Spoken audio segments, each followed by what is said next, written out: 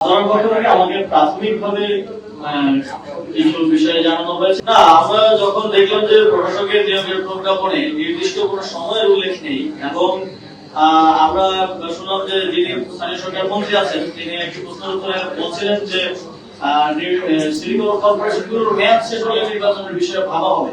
হয়তো উনি ইনফর্ম না বা ওনাকে জানানো হয়নি। সিটি কর্পোরেশনগুলোর মেয়াদ কিন্তু 12টা সিটি কর্পোরেশন 12টাই শেষ এবং প্রত্যেকটা নির্বাচন দেওয়ার জন্য এলিজিবল। শুধুমাত্র 11টা সিটি কর্পোরেশনের মেয়াদ আমি যখন দায়িত্বে ছিলাম তখন শেষ হয়ে গিয়েছিল আজ থেকে প্রায় 1 বছরের বেশি সময় আগে, এবং একটা city corporation Chattogram city corporation সেটা রিজার্ভেশন রয়েছে।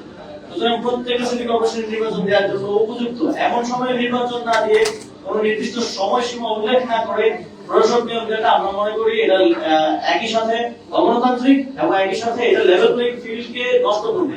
যে প্রশাসক হচ্ছে সে যদি প্রশাসকের পদে থেকে নির্বাচন করে অথবা তার দলের কাউকে সহযোগিতা করে তাহলে অন্যদের জন্য নির্বাচন করাটা কঠিন হয়ে যাবে এবং সেখানে বসে থেকে নির্বাচন করা। আমরা দেখেছি বিএনপি সবসময় বলে এসেছে যে তারা তত্ত্বাবধায়ক সরকারের অধীনে নির্বাচন চায়, তারা দলীয় সরকারের অধীনে নির্বাচন চায় না, কিন্তু এটাও একই অবস্থায় হয়ে যাচ্ছে।